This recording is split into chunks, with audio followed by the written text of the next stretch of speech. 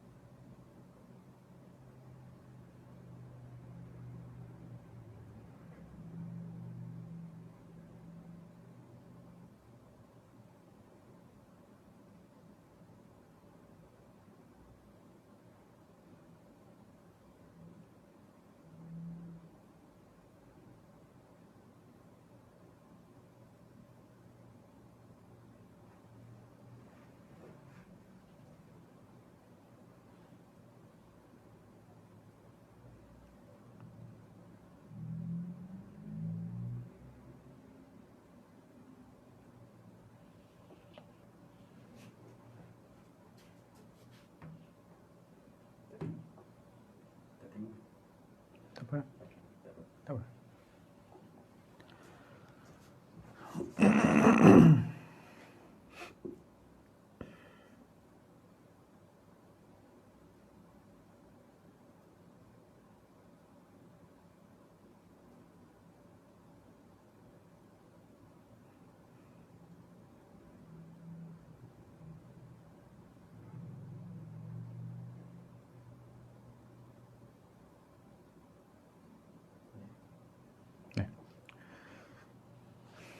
Bismillahirrahmanirrahim. Alhamdulillahirabbil alamin.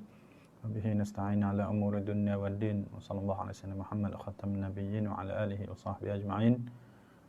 Nawaina ta'allum wa ta'lim wa tadhakkur wa tadhkir wa naf'a wal intifa' wal ifadah wal istifadah wal hath 'ala tamassuki bi kitabillah wa sunnati Rasulillah wad du'a ila al huda wad dalalata 'ala al khair ibtigha'i wajhillahi wa mardatihi wa thawabihi wa qurbihi subhanahu wa ta'ala. Subhanallah walhamdulillah wa la ilaha illallah wallahu akbar wa la hawla wa la quwwata illa billahil aliyyil azim. Allahumma salli ala sayyidina Muhammad tibbil qulubi wa dawaiha wa sihhatil abdani wa shifaiha wa nuril absar wa dhiyaiha wa qutil arwah wa ghidaiha wa ala alihi wa sahbihi wa barik wa sallim. Rabbi shrah li sadri wa yassir li amri wa hlul 'uqdatam min lisani yafqahu qawli wa saddid lisani wa hdi qalbi bihaqqi sayyidina Rasulillah sallallahu alaihi wasahbihi wa baraka wa sallam. Allahumma inna nastaudi'uka ma qara'nahu aw naqra'uhu fi hadzal majlis wa ma qablahu wa ma ba'dah fahfazhu 'alaina hatta taruddahu ilaina waqta ihtiyajina ilaihi ya arhamar rahimin. Amma ba'd. Assalamualaikum warahmatullahi wabarakatuh.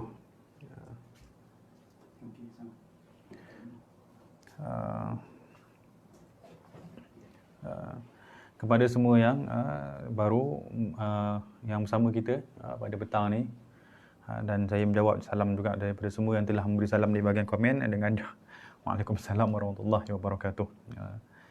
Ahlan wa sahlan wa marhaban bikum. Petang ini siri keempat bagi kapsul 15 minit Asmaul Husna. Alhamdulillah hari ini adalah hari yang keempat. perbahasan ataupun perkongsian kita berkaitan dengan Asmaul Husna. Semalam kita dah bahas, kita dah sebut secara ringkas berkaitan dengan makna penghayatan daripada asma, daripada nama Allah, lafaz Allah. InsyaAllah pada hari ini kita akan berkongsi dengan nama Ar-Rahman dan Ar-Rahim. Ar-Rahman dan Ar-Rahim.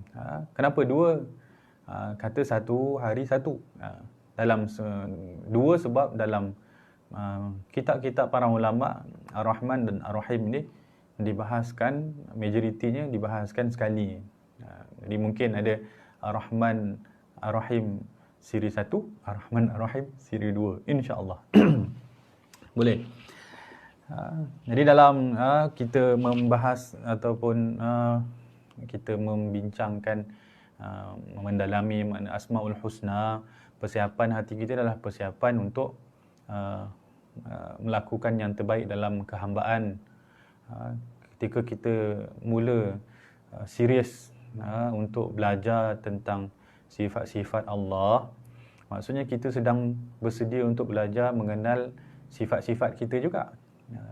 Ketika kita belajar tentang Asmaul Husna dan Sifatul Alia, nama-nama Allah yang mulia dan sifat-sifat Allah yang agung, kita juga sebenarnya sedang bersedia untuk mengaku kelemahan kita di hadapan keagungan Allah. Itu persiapan hati bagi orang yang menuntut ataupun belajar tentang belajar perkara-perkara mengenal Tuhan.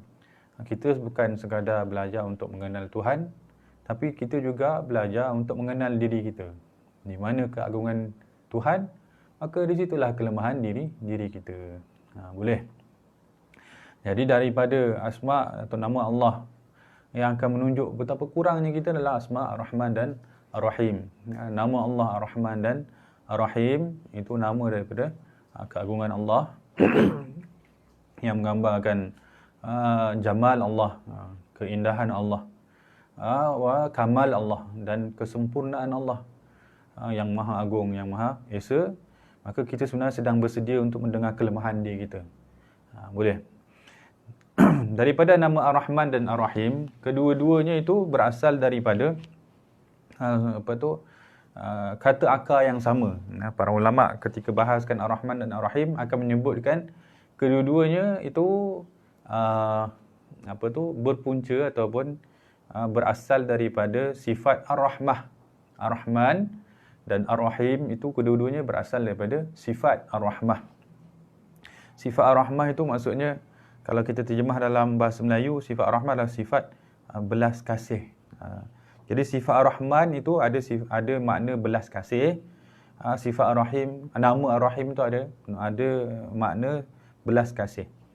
Kalau kita terjemahkan nama Ar-Rahman dan Ar-Rahim ini ke dalam bahasa Melayu, kebanyakannya akan menterjemahkan dengan Ar-Rahman dengan makna yang maha pemurah, dan Ar-Rahim dengan makna yang maha pengasih. Pemurah dan pengasih itu kedua-duanya ada makna belas kasih. Ada makna merahmati, memberi belas kasih ataupun menunjukkan kasih sayang. Itu daripada himpunan Ar-Rahman dan Ar-Rahim, lahir daripada Ar-Rahmah. Syekh Ali Jumaah, kalau sebut Ar-Rahmah, Syekh kata makna dia adalah riqqah fil qalb. Kalau disebah kepada manusia, Ar-Rahmah itu adalah riqqatun. Riqqah tu maksudnya lunak dalam hati, perasaan lunak, perasaan lembut dalam hati. Sebab bila hati lembut, dia akan mengasihi orang lain kan. Bila hati dia tersentuh, dia akan mengasihi orang lain. Itu. Tapi dinisbah kepada Allah tidaklah begitu. Dinisbahkan kepada Allah adalah kebaikan. Di sini disebutkan fa innal maqsud bihima, kalau dinisbahkan Ar-Rahman dengan Ar-Rahim yang bermakna Ar-Rahmah itu, makna belas kasih itu adalah ghayatut tafaddul wal ihsan. Ghayah itu maksudnya kemuncak, tafaddul melakukan kebaikan, memberi kebaikan, wal ihsan dan berbelas kasihan. Kemuncak melakukan, memberi kebaikan dan kemuncak kebaikan Allah ke atas, belas kasih ke atas hamba-Nya. Apa yang dimaksudkan kemuncak di situ? Allah Ta'ala bukan sekadar mengasihi, tapi Allah Ta'ala memang menghendaki kita mendapat kebaikan. Di sini disebut iradah isalul khair. Iradatu isalil khairi was thawab. Memang Allah Ta'ala tu berkehendak untuk memberi kebaikan dan pahala. Liman yasha'ullah min ibadih. Dan bagi hamba-hambanya yang dia inginkan. Wa daf'u asyari anhum azalan. Dan memang Allah Ta'ala itu ingin menutup diri mereka, menghalang diri mereka daripada terkena keburukan sejak azali.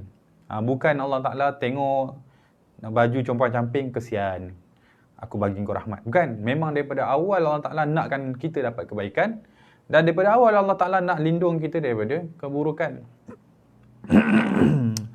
Sebab tu ahli syurga tu, kalaupun di dunia dulu pernah ada melakukan dosa, sebenarnya Allah Ta'ala inginkan dia itu menjadi ahli syurga.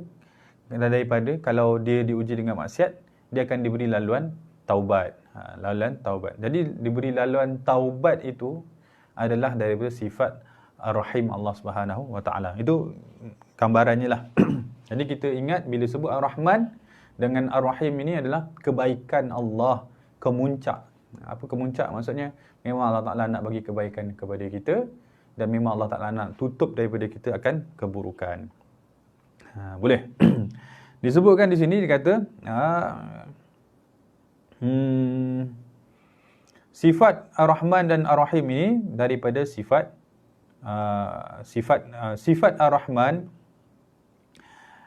daripada sifat zat, daripada sifat zat. Maksudnya Ar-Rahman itu dengan Ar-Rahim itu tak boleh dinisbahkan kepada Tuhan. Ar-Rahman itu dinisbah kepada Tuhan, tak boleh dinisbah kepada orang lain. Itu maksud dia. Ar-Rahman hanya kepada Allah Subhanahu Wa Taala. Sebenarnya kita dah sebut dua nama Allah yang tak boleh dipinjamkan kepada manusia. Yang pertamanya Allah dan yang keduanya Ar-Rahman. Yang pertamanya Allah, yang keduanya pada Ar-Rahman. Maksudnya kita tak boleh bagi nama orang Ar-Rahman, tak boleh.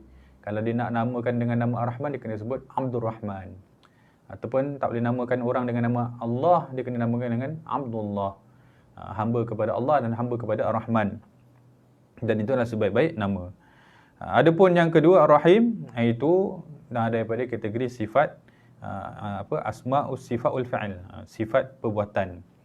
Daripada sifat perbuatan boleh dinisbahkan kepada hambanya. Ar-Rahman itu kata Syekh Ali Jumaah di sini, bima satara fid dunya wa afadha minal khair 'alal muhtajin min ibadih. Ar-Rahman itulah Allah Ta'ala menutup orang itu daripada terkena keburukan di dunia. Wa afadha minal khair 'alal muhtajin.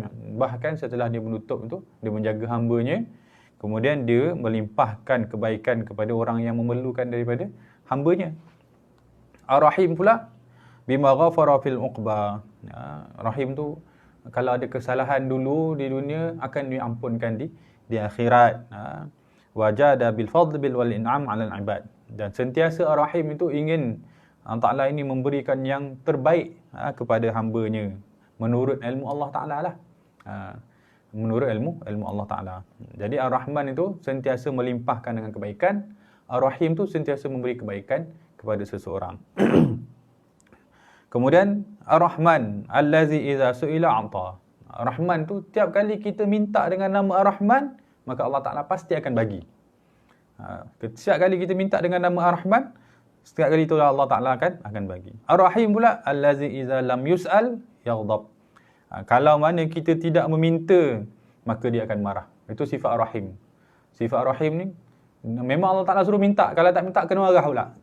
Allah Ta'ala sangat cemburu, kata para ulama. Cemburu maksudnya sangat tidak suka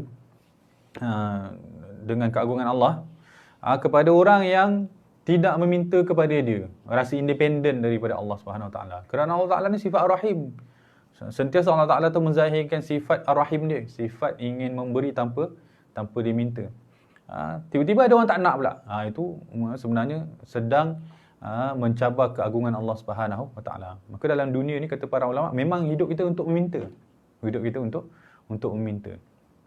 Dan bila sifat Ar-Rahman dengan Ar-Rahim ni, kita akan nampak sebenarnya Allah Ta'ala tu sangat menginginkan kebaikan untuk kita. Bukan baru inginkan kebaikan untuk kita, tapi sejak azali, sejak dulu sejak sedia ada lagi, sebelum kita lahir lagi. Sebab tu ada doa dalam munajat Imam Ibn Athaillah Sekandari tu, kata, Ya Allah, Engkau telah menyatakan Engkau merahmati kelemahan dan kehinaan aku sebelum aku wujud lagi. Apakah setelah kewujudan aku, Engkau tidak memandang aku kerana lemah dan hinanya aku ini? Maksudnya Allah Ta'ala tu daripada awal memang nak bagi kebaikan, dan Allah Ta'ala tahu kita ni lemah dan hina. Kita kena mengaku depan Allah Subhanahu Wa Ta'ala akan perkara tersebut. Boleh.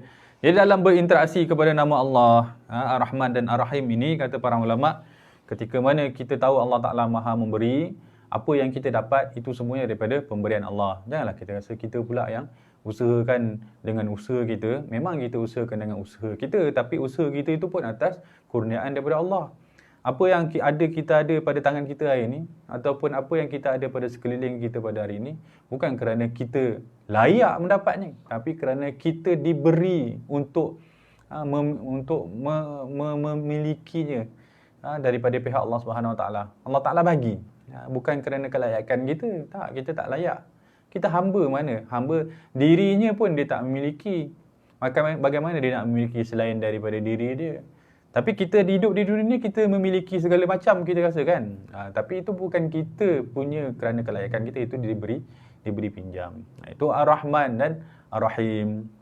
Dalam berinteraksi dengan nama Ar-Rahim, kata para ulama, sentiasalah merasai bahawa Allah Ta'ala tu sentiasa ada meletakkan kita ini di sisinya. Maksudnya kita sentiasa di dalam perhatian Allah. Maksudnya kalau kita rasa kita ni tak berguna, jangan rasa kita tak berguna. Maksudnya kita jangan rasa diri kita tak berguna. Kita berguna. Kalau kita tak berguna, Allah Ta'ala takkan ciptakan kita. Allah Ta'ala takkan ciptakan kita. Orang yang terkena penyakit rendah keyakinan diri, itu kerana dia bergantung dengan diri dia. Maka orang-orang begini patut berinteraksi dengan nama Ar-Rahim. Selalu dia ulang Ar-Rahim, Ar-Rahim, Ar-Rahim. Wahai yang Maha Pengasih. Supaya dia tahu sebenarnya dia memang sedang dikasihi oleh Allah. Tapi bukan ikut kehendak dia. Manusia ni banyak kecewanya sebab sentiasa mengharapkan apa yang dia harapkan. Sepatutnya diharapkan apa yang Tuhan harapkan. Kalau dia mengharapkan apa yang diharapkan, maksudnya kalau dia nak apa yang dia nak, banyaklah yang dia tak dapat. Sebab tu orang tak pernah puas dengan apa yang dia ada kerana dia sentiasa melihat apa yang dia tak ada. Sedangkan kalau dia melihat apa yang telah dia ada, yang telah dia beri, sebenarnya dah banyak yang dia dapat, yang sepatutnya dia tak layak dapat pun. Tapi Tuhan terus memberi. Subhanallah. Daripada sifat Ar-Rahman dan Ar-Rahim ni, kata para ulama, itu menggambarkan sifat setianya Tuhan dalam menunaikan janji dia terhadap diri kita untuk memudahkan hamba-Nya. Boleh? Ni kalau syarah ni panjang ni. Tak jadi kapsul dah. Boleh? Jadi sentiasa bawa, sebagaimana kita membawa nama Allah dalam kehidupan kita, kita bawa juga nama Ar-Rahman dan Ar-Rahim dalam kehidupan kita. Kalau kita dalam kesusahan, kita jangan rasa kesusahan tu berpanjangan. Sebab kita ada Tuhan yang Maha mengasihi. Yang Maha mengasihi. Ulama selalu sebut, sebagaimana kita tahu daripada pengalaman kehidupan kita bahawa gembira itu tidak kekal, begitu juga dengan kesedihan, ia juga tidak kekal. Sebagaimana kita pernah melalui kesusahan yang hilang, maksud kita susah-susah, tiba-tiba susah itu hilang, kita kena faham juga kesenangan juga tidak kekal. Kehidupan ni berombak kan, senang, susah, gembira, sedih. Tujuan tu dibuat kerana supaya hati kita terus bergantung kepada Ar-Rahim, dengan Ar-Rahman dan Ar-Rahim. Ketika mana manusia ni merasa independen daripada Allah, maksudnya hilang Ar-Rahim dengan Ar-Rahman, Ar-Rahim tu dalam diri dia, rasa independen. Semua yang atas usaha dia, apa yang dia nak dia dapat, dia kejar dan dia dapat, maka dia sedang mempertaruhkan hubungan dia kepada Allah. Maka ketika itu Allah uji dia, supaya dia tahu sebenarnya dia hidup ni atas sifat, atas nama Ar-Rahman dan Ar-Rahim daripada Allah Subhanahu Wa Taala, atas sifat belas kasih saja daripada Allah Subhanahu Wa Taala. Boleh? Ya, begitu. Kemudian di sini ada dikongsikan oleh Al-Habib dalam kitab Al-Asna fi Ma'ani wa Khawasi Asma'illahil Husna, dikongsikan khasiah ataupun kelebihan beramal dengan nama Ar-Rahman. Bagi orang yang mengucapkan nama Ya Rahman, Ya Rahman 100 kali setiap kali selepas solat. Setiap kali lepas solat tu, Ya Rahman, Ya Rahman 100 kali selepas solat. Maksudnya sehari 500 kali ya. Semalam Allah 1000 kali. Ya Allah 1000 kali. Yang ini 100 kali selepas solat. Apa kelebihan, apa kesan dia kepada diri dia? Maka ada dua. Yang pertamanya,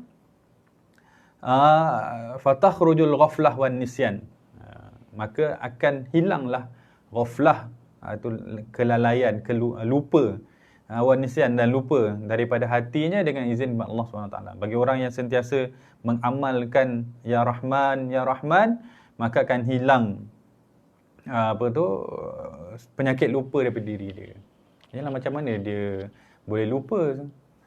Dia lupa kerana berlaku lupa kerana lalai. Lalai maksudnya berlaku lupa kerana lupa diri dia tu adalah hak milik Allah. Sebab tu berlaku lupa, lalai tu, lalai. Lupa di sini maksudnya lupa Allah lah. Lupa zikir, lupa lalai dalam kehidupan. Lalai yang kehidupan ni sebab berinteraksi dengan diri banyak berbanding berinteraksi dengan Allah. Maksudnya orang yang cenderung lalai kepada Allah tu adalah orang yang sentiasa sibuk dengan apa yang dia nak. Itu lupa nanti tu, lupa kepada Allah. Jadi kalau dia melazimi zikir Ya Rahman, Ya Rahman itu sebenarnya dia sedang memperkukuhkan kewujudan, kehadiran Allah dalam hati dia. Maka dia senang, Allah, semuanya Allah. Mudahlah. Macam kita sebut semalam, lafaz Allah tu dia ingat, dia ulang. Yang kedua, itu daripada kesan kepada hati, lupa, hilang kelalaian. Yang keduanya, dia akan dapat, kata ulama di sini, nala rahmah al-azimah, sentiasa dalam naungan Allah SWT. Kerana maksud Ya Rahman itu adalah Ya Allah berilah rahmat kepada aku. Itu maksud Ya Rahman. Wahai Allah, berilah rahmat kepada aku, kekalkanlah rahmat kepada aku, janganlah kau hilangkan rahmat kepada aku. Kata ulama, manusia ni takut 3 perkara. Belum ada, takut tak dapat. Dah ada, takut hilang. Dah hilang, takut tak dapat balik. Jadi semua takut. Jadi bagaimana untuk dia tenang daripada takut-takut tu? Dengan dia beramal dengan Ya Rahman. Kalau dia belum dapat, dia takut tak dapat, insya-Allah dia akan dapat. Itu akan datang ketenangan. Mula-mula hilang keyakinan, bila dia amalkan Ya Rahman, Ya Rahman, insya-Allah akan datang ketenangan, datang keyakinan. Dah ada, amalkan lagi. Apa yang kita nak tu dapat pula. Jadi kita amalkan Ya Rahman lagi.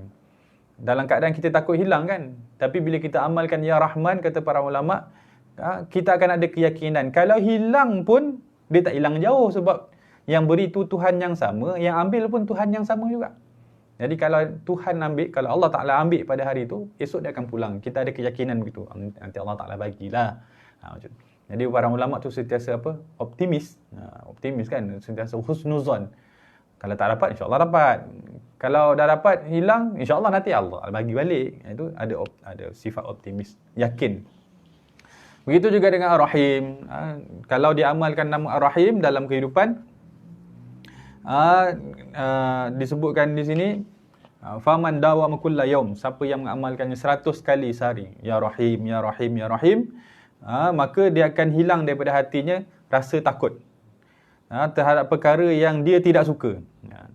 Rasa takut daripada perkara yang dia tidak suka. Orang yang hilang, yang ada rasa takut ditimpa dengan perkara yang dia tak suka ni kerana dia tak berinteraksi dengan Tuhan yang Maha Pengasih.